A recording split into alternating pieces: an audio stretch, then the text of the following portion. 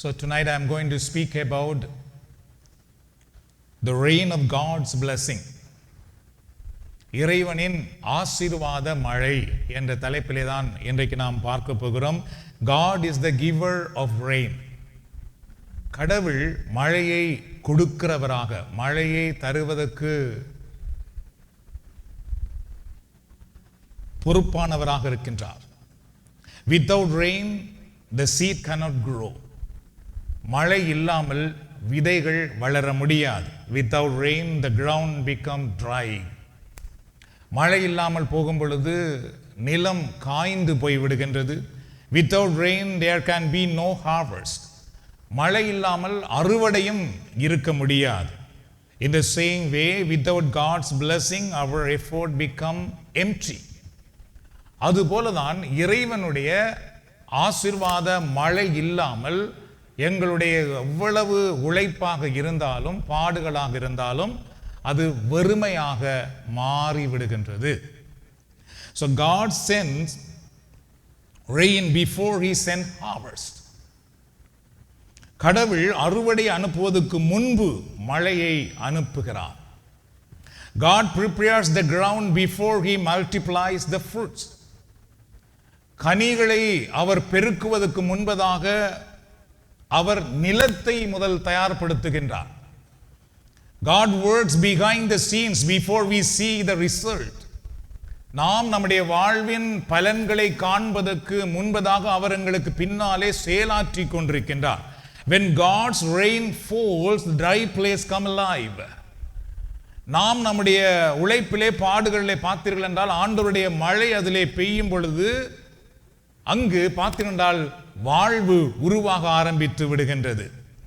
Seeds begin to grow. விதைகள் வளர ஆரம்பிக்கின்றது. New life begin to appear. புது வாழ்வு தோன்ற ஆரம்பித்து விடுகின்றது. So trust God for his rain. அதனாலே நாம் எல்லோரும் கடவுள் தருகின்ற அந்த மழைக்காக கடவுளை நாம் நம்ப வேண்டும்.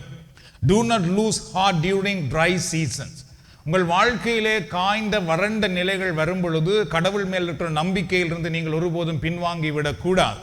Do not give up when you see no results. உங்களுடைய வாழ்வின் பலனுக்கு அல்லது செபத்துக்கான பதில் எண்ணம் கிடைக்கவில்லையே என்று இருக்கும் பொழுது கூட நீங்கள் ஒருபோதும் கடவுள் மேல் இருக்கிற நம்பிக்கையிலிருந்து பின்வாங்கி விடக்கூடாது. The seed may be hidden. அதாவது விதை சில நேரம் பார்த்து கண்டால் மறைக்கப்பட்டிருக்கும். But God is still working. ஆனால் கடவுள் பார்த்தீர்கள் என்றால் செயலாற்றி கொண்டிருக்கின்றார் என்பதுதான் உண்மையாகும். Keep praying, keep believing. அதனால நீங்கள் தொடர்ந்து மன்றாடி கொண்டே இருங்கள், தொடர்ந்து இறைவனை நம்புங்கள். Keep sowing. தொடர்ந்தும் நீங்கள் விதைத்து கொண்டே இருங்கள். Keep serving. நீங்கள் தொடர்ந்தும் பணிவிடை செய்து கொண்டே இருங்கள். Keep trusting. எப்பொழுதுமே என் ஆண்டவர் என்னை கைவிட மாட்டார் என்ற நம்பிக்கையிலே உறுதியாயிருங்கள். The rain will come. ஆண்டவருடைய மழை நிச்சயமாக ஒரு நாள் நம்மேல் வருகிறதாக இருக்கிறது. இந்த பாடல் நம்ம எல்லாருக்கும் தெரியும், நாம் சேர்ந்து பாடலாம். காக்கும் கரங்கள் உண்டெனக்கு காத்திடுவா கிருபையாலே. காக்கும் கரங்கள் உண்டெனக்கு காத்திடுவா கிருபையாலே.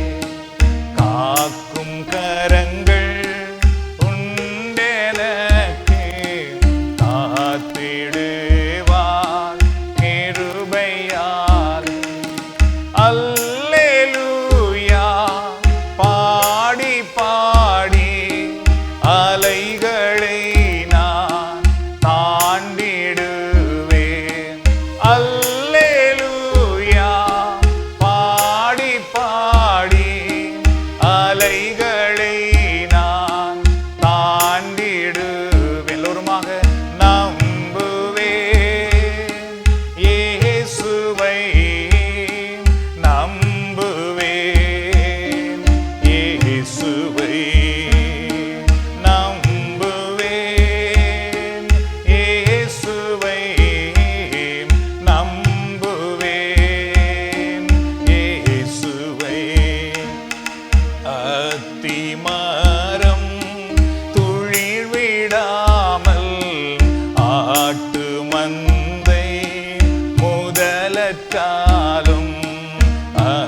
அத்திமரம் துளிர் விடாமல் ஆட்டு மந்தை முதலற்றாலும் கர்த்தருக்கு காத்திருப்போர் வெட்கப்பட்டு போவதில்லை. கர்த்தருக்கு காத்திருப்போர் வெட்கப்பட்டு போவதில்லை. எல்லோரும் நம்புவேன் இயேசுவை, நம்புவேன் இயேசுவை, நம்புவேன் இயேசுவை, நம்புவேன் இயேசுவை. இந்த பாடலிலே அத்திமரம் துளிர் விடாமல் போனாலும் ஆட்டு மந்தையிலே முதலற்று போனாலும் கர்த்தருக்கு காத்திருப்போர் வெட்கப்பட்டு போவதில்லை அப்படி என்று நாம் பாடினோம். Why does Satan want you to live in a dry season? நாங்கள் வறண்ட காலத்தில் வாழ வேண்டும் என்று ஏன் சாத்தான் விரும்புகின்றான்? Because dry believers become discouraged. என்றால் வாழ்க்கையிலே பல துன்பங்களை பிரச்சனைகளை சந்திக்கிற விசுவாசிகள், அது இறை மக்கள் பல முறைகளிலே அவர்கள் மனம் சோர்ந்து போகிறார்கள், தடுமாறுகிறார்கள். ஏன் எனக்கெல்லாம் இப்படி வருகிறது? நான் கடவுளை நம்புகிறேன், செபிக்கிறேன், எல்லாம் செய்கிறேன், ஏன் எனக்கு மட்டும் இவ்வளவு கஷ்டம் அப்படி என்று நிறைய விசுவாசிகள், இறை மக்கள் சோர்ந்து போகிறார்கள்.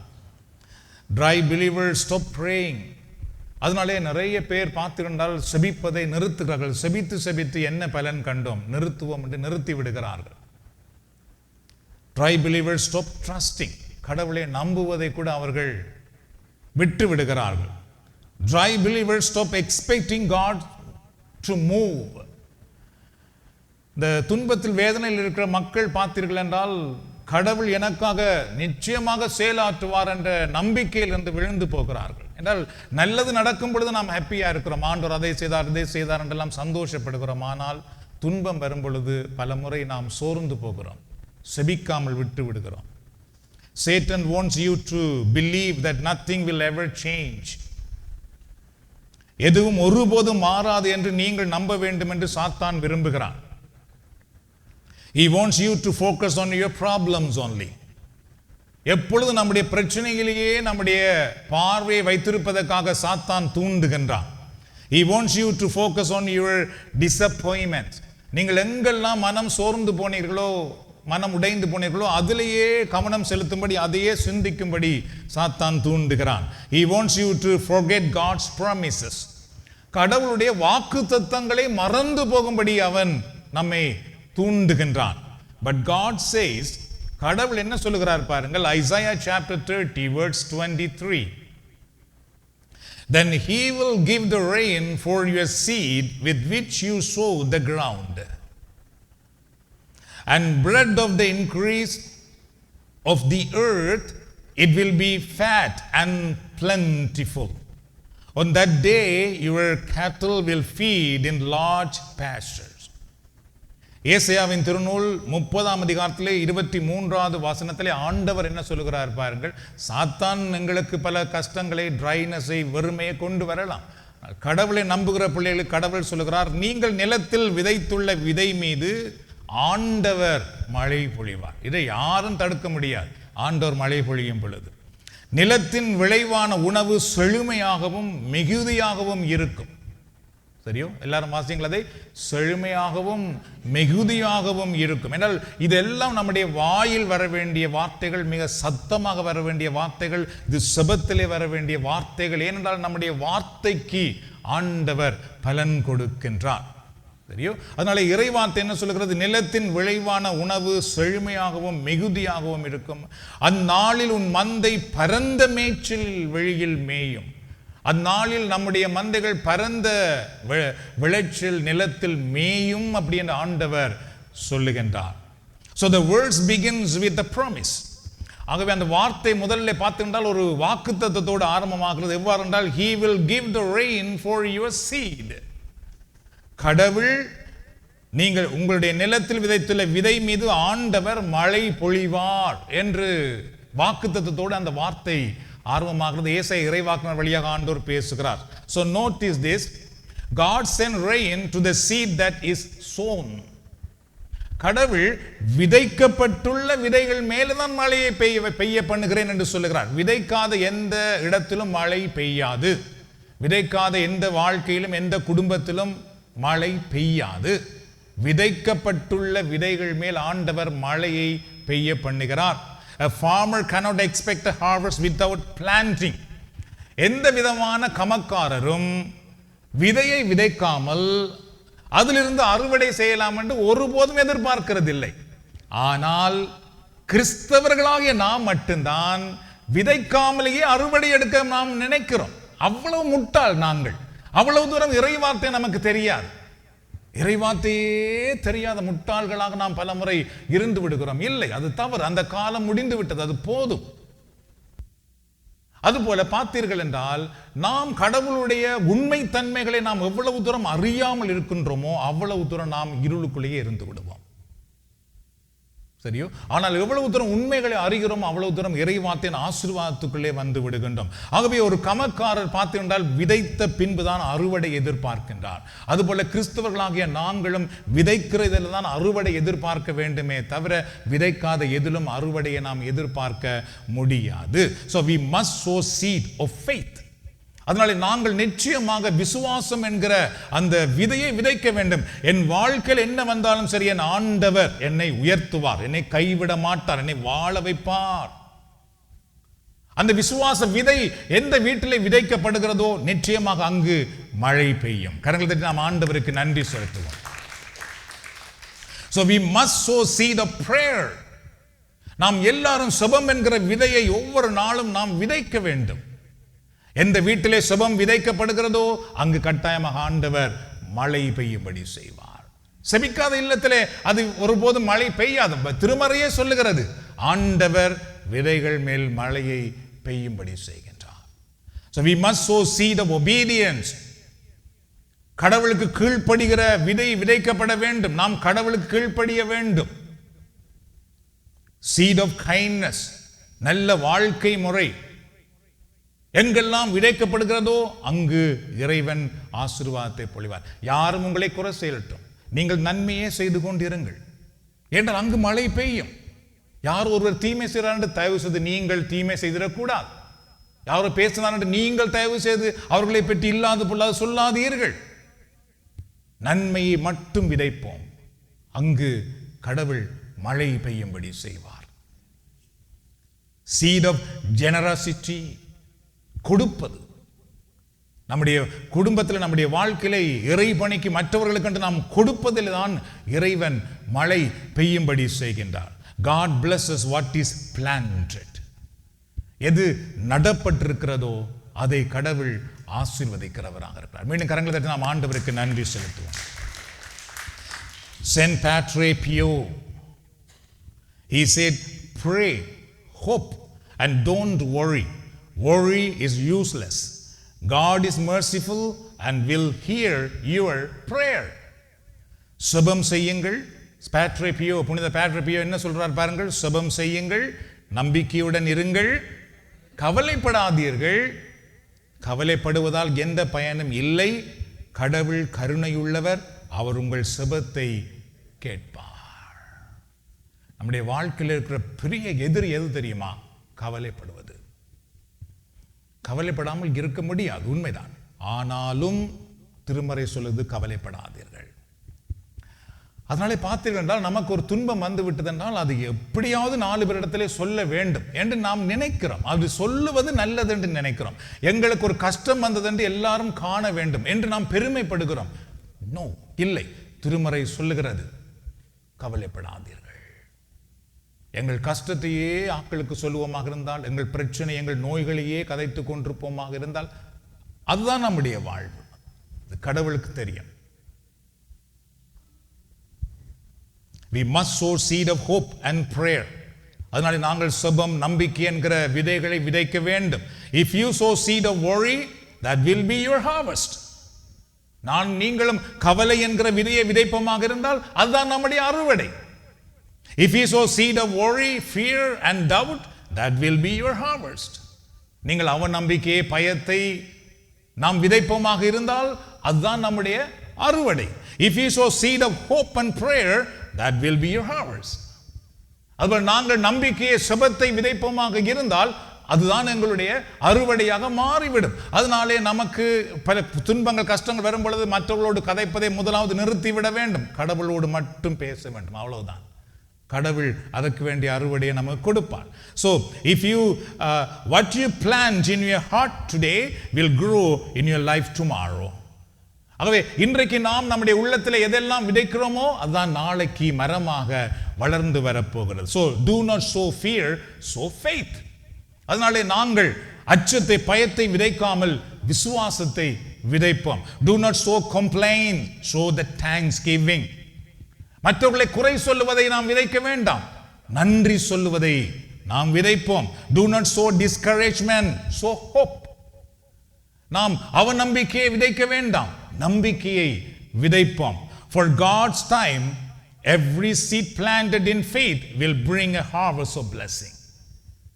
எந்த விதையெல்லாம் நம்பிக்கையோடு விதைக்கப்பட்டிருக்கிறதோ கடவுளுடைய நேரம் வரும் பொழுது அங்கு அறுவடை தோன்றும். இன்னும் கரங்களை நாம் ஆண்டவருக்கு நன்றி செலுத்தலாம். Saint John Chrysostom, he said, prayer is the root, the fountain, the mother of the 1,000 blessings. புனித ஜோன் கிறிஸ்தோத்திரம் என்ன சொல்கிறார் பாருங்கள், செபம் தான் வேர், நீரூற்று, 1000 ஆசீர்வாதங்களின் தாய்.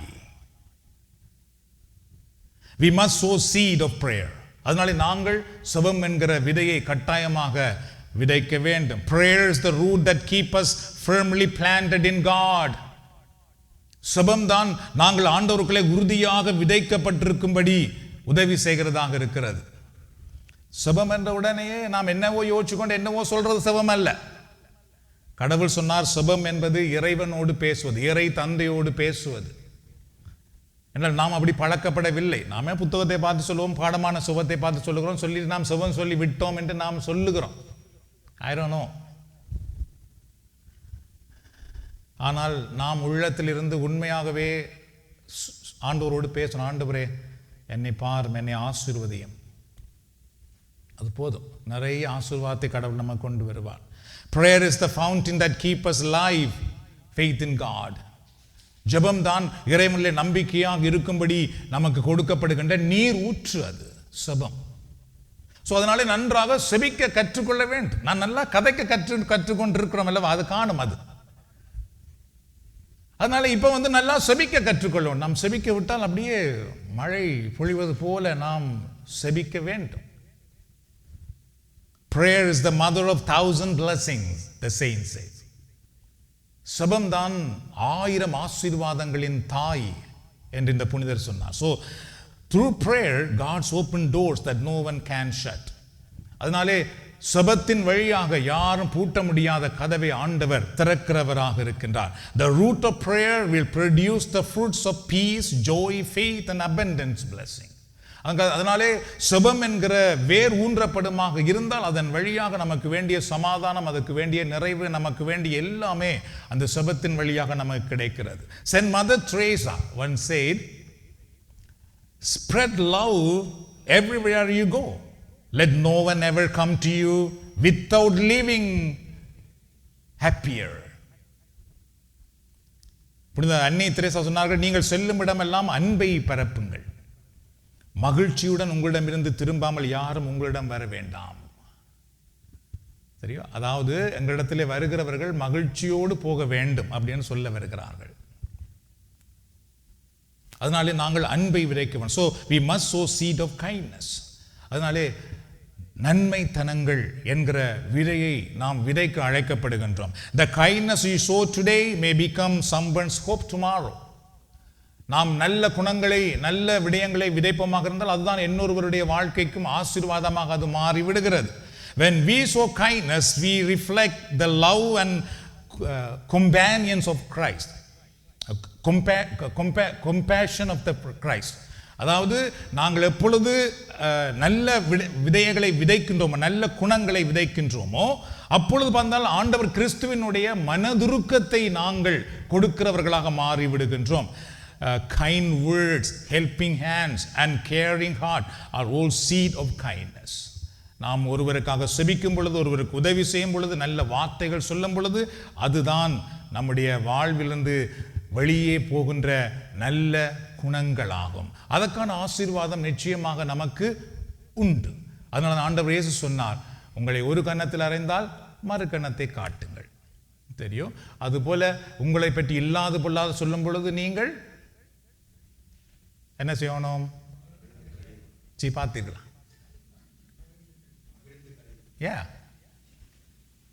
அப்ப எங்களை பற்றி புகழும் பொழுதல்ல, உங்களை பற்றி இல்லாது பொல்லாது சொல்லும் பொழுது நீங்கள் மகிழ்ந்து களி கூறுங்கள், ஏனெனில் விண்ணகத்தில் உங்கள் பலன் அங்க மிகுதியாகுமாம் அப்படின்னு. அங்க மிகுதியாக நாங்கள் என்ன செய்யறது பிரதர்? இங்கே மோல்கேஜை கட்டையெல்லாம் இருக்கிறோம், அங்கே பரலோகத்தில் மிகுதியாகி நாங்கள் என்ன செய்கிறது? அங்கு போன பிறகு எங்களுக்கு என்னதுக்கு அப்படின்ட்டு நாங்கள் நினைக்கலாம்.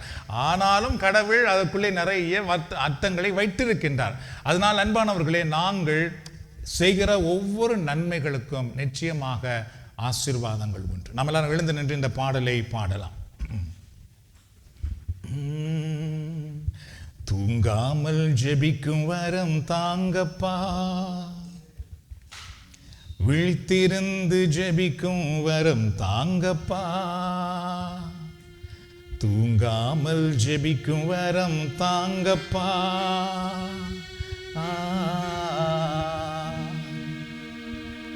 நான் தூங்கினால் எதிரி களை விதைப்பான், ஜெபிக்க மறந்தால் எதிரி ஜெயம் எடுப்பான். இதுதான் இயேசு சொன்ன வார்த்தை. நாம் எப்பொழுது தூங்குகிறோமோ அப்பொழுது களையை, எதிரியை நமக்கு தெரியாமலேயே களை விதைத்துட்டு போயிடுவானாம். அதுக்கு பிறகு பார்த்தா அந்த களையெல்லாம் வளர்ந்து வளர்ந்து வரும். இது எங்கிருந்து வந்தது, எப்படி வந்தது, இது நான் ஒன்றும் விதைக்கலையே என்று நாம் சொல்லி கொண்டிருப்போம். ஆனால் நாம் விதைத்தது என்னென்றால், நாம் செபிக்காமல் தூங்கி விட்டோம். அதனாலே சாத்தான் களைகளை கொஞ்சம் கொஞ்சமாக கொண்டு வந்து போட்டு விட்டான். அதனால எல்லா சூழ்நிலையிலும் எல்லாருக்காகவும் எல்லாவற்றிலும் செபிக்க வேண்டும். பிள்ளைகளுக்காக செபியுங்கள். வெளியே போகும் பொழுது, உள்ளே வரும் பொழுது, செய்யும் பொழுது நீங்கள் செபித்துக் கொண்டிருந்தால் சாத்தான் களையை விதைக்க முடியாது. வெறும் தேவைக்காக மட்டும் நாம் செபிக்க கூடாது எல்லா நேரமும்.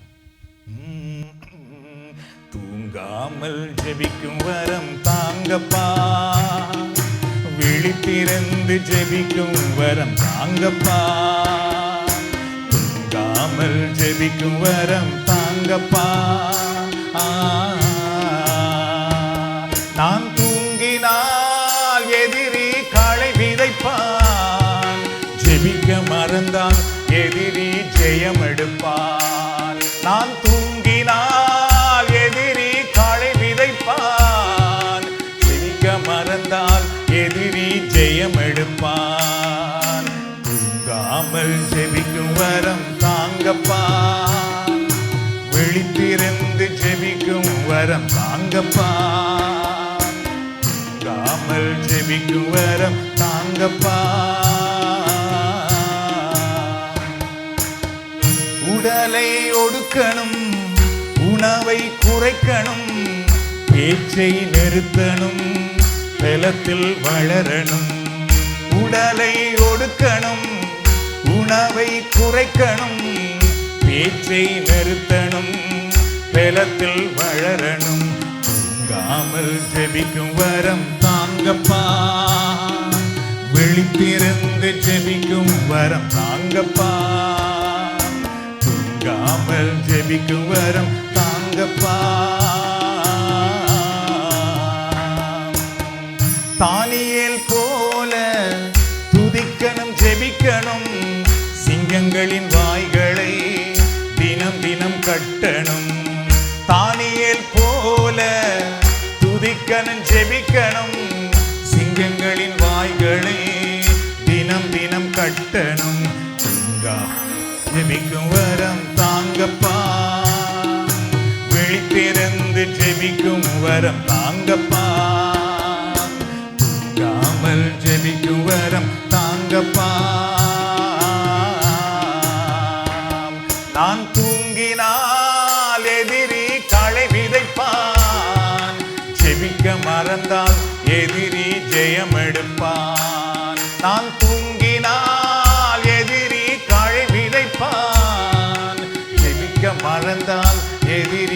ஜெயம் எடுப்பான். தூங்காமல் ஜெபிக்கும் வரம் தாங்கப்பா, விழித்திருந்து ஜெபிக்கும் வரம் தாங்கப்பா, தூங்காமல் ஜெபிக்கும் வரம் தாங்கப்பா. நாம் ஆண்டவருக்கு நன்றி கூறும். ஆமாம், நம்ம அமைதியாக உட்காரலாம். Isaiah 30:23, bread of the increase of the earth. நிலத்தின் விளைவான உணவு மிகுதியாக இருக்கும் அப்படின்னு ஆண்டவர் சொன்னார். So God does not merely give enough. So இதிலிருந்து நாம் அதான் நம்ப வேண்டும். சரியோ? இந்த இறைவார்த்தை கேட்கும் பொழுது இது யாருக்கோ சொல்லப்படுது அப்படின்னு நினைக்கக்கூடாது, எனக்கு சொல்லப்படுது அப்படின்னு நினைங்கள். அதாவது ஆண்டவர் எங்களுக்கு அப்படியே எது இன்றைக்கு இருந்தால் போதும் அப்படின்னு மட்டும் கொடுக்கிறவர் அல்ல. ஏன்னா இறைவார்த்தை என்ன சொல்லுது பாருங்கள், அவர் இன்க்ரீஸ் ஆஃப் தி எர்த், அதாவது நிலத்தின் விளைவான உணவு மிகுதியாக வரும்படி கொடுப்பாராம். அதுதான் நாம் நம்ப வேண்டும், அதைத்தான் நம்முடைய பிள்ளைகள் நம்பும்படி சொல்லி கொடுக்க வேண்டும். கடவுளை நம்பு, அவர் உனக்கு மிகுதியாய் கொடுப்பார், உன்னுடைய உழைப்பின் பயனுக்கு மேலாக கொடுப்பார் என்று அதான் திருமறை சொல்லுது. இது நான் சொல்லவில்லை, இது கடவுள் சொல்லி இருக்கின்றார். He gives an increase. கடவுள் எங்களுக்கு எப்பொழுதுமே உயர்வை கொடுத்து கொண்டிருப்பாராம், நம்மை கைவிட மாட்டாராம். He gives more than enough. எங்களுக்கு போதுமானதுக்கு மேலாக இறைவன் கொடுக்கிறவராக இருக்கு. நானும் நீங்களும் கடவுளை நம்புகிறோம் என்றால் இந்த வாக்குத்தத்தங்கள் நம்முடைய வாழ்க்கையிலே இருப்பதை நாம் காண வேண்டும். அப்பதான் மற்றவர்களுக்கும் நாம் அதை சொல்ல முடியும். என்றால் நாம் கடவுளுடைய வார்த்தையை கேட்டுக்கொண்டிருக்கின்றோம், இறைவன் பேசுகின்றார். He gives abundance. கடவுள் போதும், அதாவது நிறைவாக கொடுக்கின்றவராக இருக்கின்றாராம். God is able to take a small seed and produce the great harvest. கடவுளால் ஒரு சின்ன விதை எடுத்து திரளான அறுவடையை நமக்கு கொடுக்க முடியும். கரங்களை நாம் ஆண்டவருக்கு நன்றி சொல்ல. நீங்கள் 10 மணி நேரம் செய்யலாம், 24 மணி நேரம் செய்யலாம், 1 மணி நேரம் வேலை செய்யலாம். கடவுளை நம்புங்கள். நீங்கள் செய்கிற அந்த சின்ன செயலிலே கடவுள் உங்களுக்கு பூர்ணமானதை கொடுக்க வல்லவராக இருக்கின்றார்.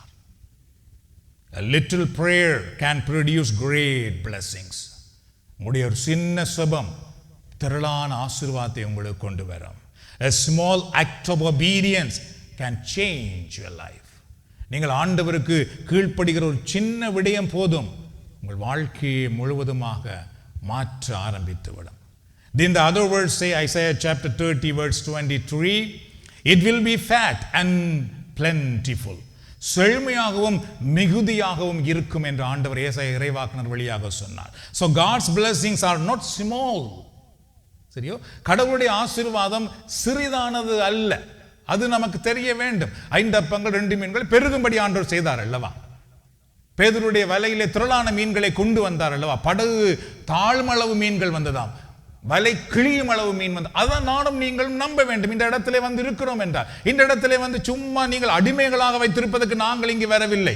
நானும் நீங்களும் அடிமைகளாக இருந்தது போதும், நமக்கு ஒன்றுமே சொல்லி தரவில்லையே.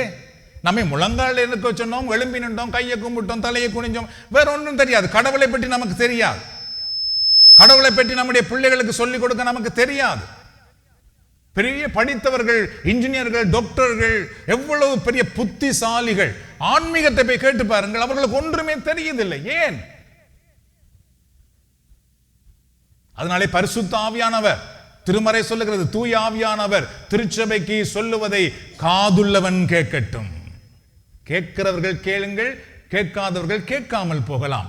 கடவுள் வாழ்வு கொடுக்க வந்தவர். இந்த உலகத்தில் நமக்கு கொடுக்கப்பட்ட ஒரே ஒரு வாழ்க்கை தான்.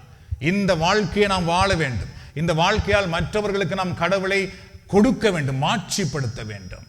கரங்களை நாம் ஆண்டவருக்கு நன்றி செலுத்துவோம். God blessing are not small. When God opens a door, no one can shut it. கடவுள் எங்களுக்காக கதவை திறப்பார் என்றால் நோ, ஒருத்தராலையும் அதை அடைக்க முடியாது. சிலர் உங்களுக்கு முதலாளியை திறக்கும் பொழுது யாராலும் போய் தடுக்கலாம். உங்களுக்கு எதிராளிகள் போய் அங்கே ஏதாவது சொல்லி கம்ப்ளைண்ட் பண்ணி நிப்பாட்டலாம். உங்களுடைய இன்க்ரீஸை நிப்பாட்டலாம், சம்பள உயர்வை நிப்பாட்டலாம், வேலை உயர்வை நிப்பாட்டலாம். not to God. கடவுளுக்கு அல்ல, கடவுளுக்கு யாராலையும் தடை செய்ய முடியாது. மீண்டும் கரங்களை நாம் ஆண்டவருக்கு நன்றி செலுத்தலாம். When God blesses, He blesses abundantly. கடவுள் நம்மை ஆசீர்வதிக்கும் பொழுது நாம் நிறைவாகும்படி ஆசீர்வதிக்கிறார். He can restore lost years. நாம் எந்தெந்த வருடங்கள் எதெல்லாம் இழந்தோமோ அதெல்லாம் மீண்டும் கடவுளால் கொடுக்க முடியும். He can heal broken hearts. உடைந்த உள்ளத்தை கடவுளால் குணமாக்க முடியும். He can rebuild damaged life. உடைந்து போன வாழ்க்கையை இறைவனால் மீண்டும் கட்டி எழுப்ப முடியும். He can provide what once seemed impossible. எதெல்லாம் நடக்காது என்று நினைக்கிறோமோ அதெல்லாம் நடக்கும் என்று காணும்படி கடவுளால் செய்ய முடியும். Finally, the last words say, your cattle will feed in large pastures. அந்நாளில் உன் மந்தை பரந்த மேய்ச்சல் வெளியில் மேயும்.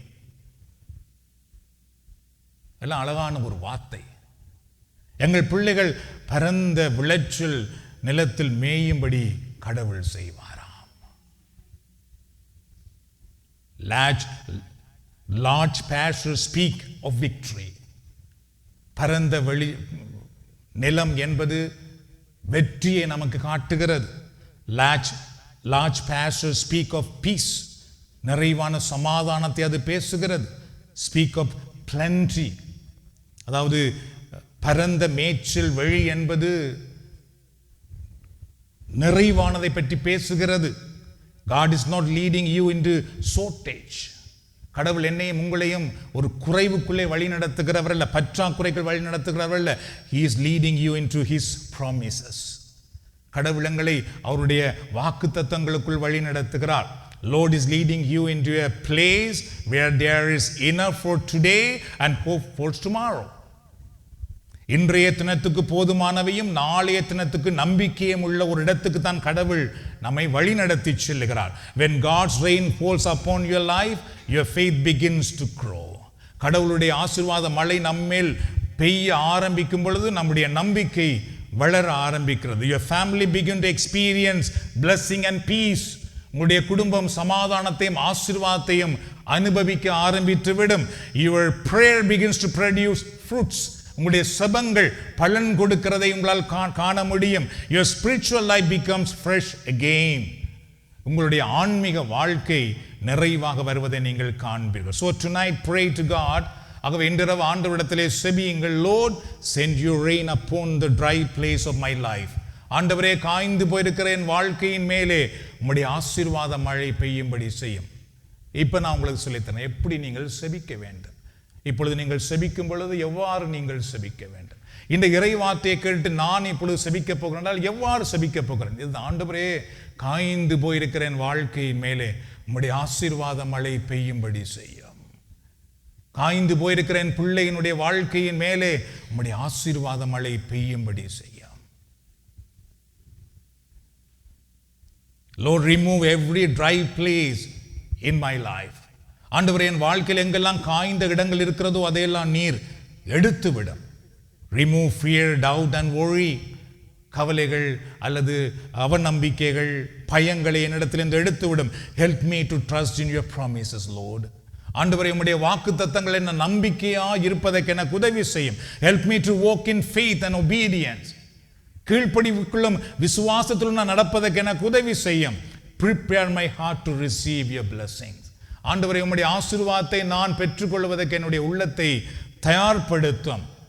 Prepare my family for the good things you have planned for us. ஆண்டவரே, எங்களுடைய குடும்பத்துக்கென்று நீர் எதெல்லாம் திட்டமிட்டு வைத்திருக்கிறீரோ அதெல்லாம் எங்கள் குடும்பம் அறுவடை செய்யும்படி நீர் ஆசீர்வதியும். Lord, fill me with your Holy Spirit. Don't forget to ask Holy Spirit. ஆண்டவரே, என்னை பரிசுத்த ஆவியினால் நிரப்பும். Change my dryness into your blessings.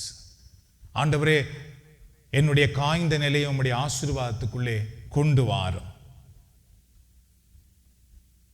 Where there is darkness, bring your light, Lord. ஆண்டவரே, எங்கெல்லாம் என் குடும்பத்தில் என் வாழ்க்கையில் இருள் இருக்கிறதோ அங்கு உம்முடைய வெளிச்சத்தை தாரும். God bless you and your family. ஆண்டவர் உங்களையும் உங்கள் குடும்பத்தையும் ஆசீர்வதிப்பாராக. நாம் செபிக்கலாம். எழுந்து நின்று ஆண்டவருடைய கரங்களிலே அர்ப்பணிப்போம். உங்கள் மேல் இருக்கிற வலிமையான சுமைகள் அகன்று போகும் இந்த நேரத்தில் ஆண்டவருடைய வாக்குத்தத்தத்தை நினைவு கூறுங்கள். ஆண்டவரோ அவருடைய மழையை உங்கள் விதைகள் மேல் பெய்ய பண்ணுவார். விதைக்கப்பட்ட இடத்திலே கட்டாயமாக மழை வரும். நீங்கள் இப்பொழுது சுபம் என்கிற விதையை விதைக்கிறீர்கள், கட்டாயமாக அதுக்கான மழை ஆண்டவர் கொடுப்பார். கடவுளுடைய நேரம் வரும்பொழுது கட்டாயமாய் நீங்கள் அறுவடை செய்வீர்கள். அது ஒருபோதும் தப்பாது. கடவுள் சொன்னதை செய்து முடிக்கிறவராக இருக்கின்றார். ஆண்டவர் உங்களை பரந்த செழுமையான நிலத்தில் கொண்டு போவார். அங்கு உங்களுடைய மந்தைகள் மேயும்படி ஆண்டவர் ஆசீர்வதிப்பார். அதை நம்புங்கள், அதை நம்புங்கள். ஒவ்வொரு பெற்றோரும் உங்கள் பிள்ளைகளுக்காக ஆண்டவரை நோக்கி பாருங்கள். உங்களுடைய கண்ணீருக்கு நிச்சயமாக பதில் உண்டு. நீங்கள் கடவுளிடத்திலே விடுகிற ஒவ்வொரு சொட்டு கண்ணீருக்கும் விடை உண்டு. அன்பானவர்களே, விடை ஆபிரகாம் தேவனே, ஈசாக்கின் தேவனே, யாக்கோபின் தேவனே, என்னை ஆசீர்வதியும். மீண்டுமாக ஆபிரகாம் தேவனே, ஈசாக்கின் தேவனே, யாக்கோபின் தேவனே, என்னை ஆசீர்வதியும். அன்பின் ஆண்டவரே, உம்முடைய பிள்ளைகள் உம்மை தேடி இந்த இடத்திலே வந்திருக்கிறார்கள். நீர் ஆசீர்வதிக்கிற ஆண்டவர். இந்த நாளிலே நீர் பேசியது போல உம்முடைய பிள்ளைகளை ஆசீர்வதியும். இங்கு வந்திருக்கிற எல்லாரையும் நீர் ஆசீர்வதியும். உம்முடைய ஆசீர்வாதம் இந்த ஆலயத்தை இப்பொழுது நிரப்புவதாக, நிரப்புவதாக. இங்கு வந்திருக்கிற ஒவ்வொருடைய தேவைகளையும் அறிந்த ஆண்டவராக நீர் இருக்கிறீர். ஆண்டவரே, இதோ இந்த நேரத்தில் எங்களுடைய சுபங்களுக்கு பதில் கிடைப்பதாக. இவர்கள் மேல் இப்பொழுது இருக்கிற பாரமான சுமைகள் எதுவாக இருந்தாலும் அந்த சுமை நீங்கும்படி ஆண்டவர் ஆசீர்வதியும். அந்த சுமை நீங்கும்படி ஆண்டவரே நீர் ஆசீர்வதியும். அப்பா, ஆசீர்வதியும். யார் பிள்ளைகளை குறித்து கலங்கி நிற்கின்றார்களோ, பிள்ளைடைய எதிர்காலத்தை குறித்து கலங்கி நிற்கின்றார்களோ, ஆண்டவரே நீர் உங்களுடைய கண்ணீரை துடைத்தரலும். உங்களுடைய பிள்ளைகளை நீர் ஆசீர்வதிப்பீராக. பரந்த வெளியில் மேய்கிற மந்தைகளாக இவருடைய பிள்ளைகள் இயேசுவின் நாமத்திலே ஆசீர்வதிக்கப்படுவார்களாக. இவருடைய பிள்ளைகள் ஆண்டவரே மேய்ச்சல் இல்லாத இடத்திலே இல்லாதபடி உம்முடைய ஆசீர்வாதம் என்கிற மேய்ச்சல் நிலத்துக்குள் இப்பொழுது இயேசுவின் நாமத்துக்குள் வருவார்களாக, வருவார்களாக. ஆண்டவரே, இந்த இடத்திலே வந்திருக்கிற ஒவ்வொரு பிள்ளைகளோடும் நீர் பேசும். இந்த நேரத்தில் செயலாற்றும். இந்த நேரத்தில் அவர்களுடைய வாழ்க்கையை நீர் உம்மிடத்தில் கொண்டு வருவீராக. பரிசுத்த ஆவியானவரே, நாங்கள் ஜெபிக்கிறோம். இந்த இடத்திலே வந்திருக்கிற ஒவ்வொருடைய பிள்ளைகளும் இயேசுவின் நாமத்தினால் இப்பொழுது ஆசீர்வதிக்கப்படுவார்கள், ஆசீர்வதிக்கப்படுவார்கள். அவர்கள் வாழ்க்கை பிரகாசிப்பதாக. அவர்கள் வாயினால் என் ஆண்டவர் என்னை ஆசீர்வதித்தார் என்று சொல்லுவார்களாக. என் ஆண்டவரை நான் நம்புவேன் என்று சொல்லுவார்களாக. என் ஆண்டவருக்கு நான் பணி செய்வேன் என்று சொல்லுவார்களாக.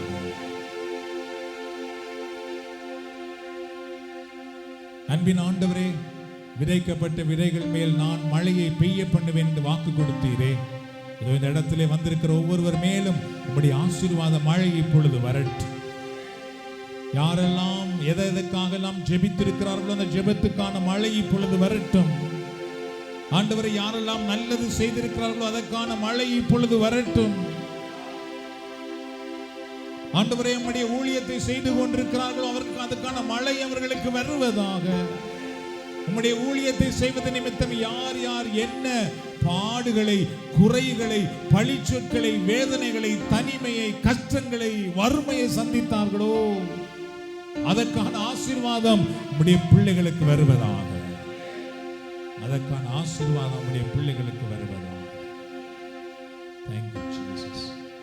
இதோ இவருடைய கண்ணீர் மறையற்று, வேதனை மறைந்து போகட்டும்.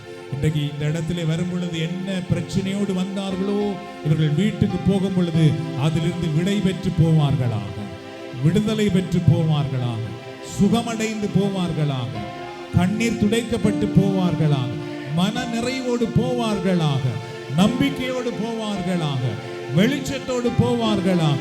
என் ஆண்டவர் என்னோடு பேசினார் என்ற நம்பிக்கையோடு போவார்களாக. என் ஆண்டவர் என்னை ஆசீர்வதிப்பார் என்ற நம்பிக்கையோடு போவார்களாக.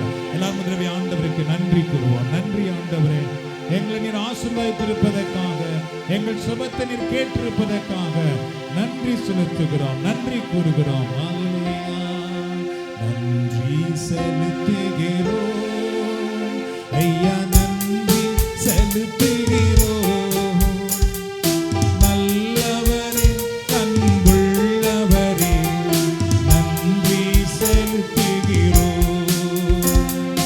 நன்றி செலுத்துகிறோம் ஐயா, நன்றி செலுத்துகிறோம். நல்லவரே, அன்புள்ளவரே, நன்றி செலுத்துகிறோம். எந்த காலத்திலும் எந்த நேரத்திலும் நன்றியால் உம்மை நான் துதிப்பேன். இயேசுவே, உம்மை நான் துதிப்பேன், துதிப்பேன். இந்த வேளையிலும் துதிப்பேன். இயேசுவே, உம்மை நான் துதிப்பேன், துதிப்பேன்.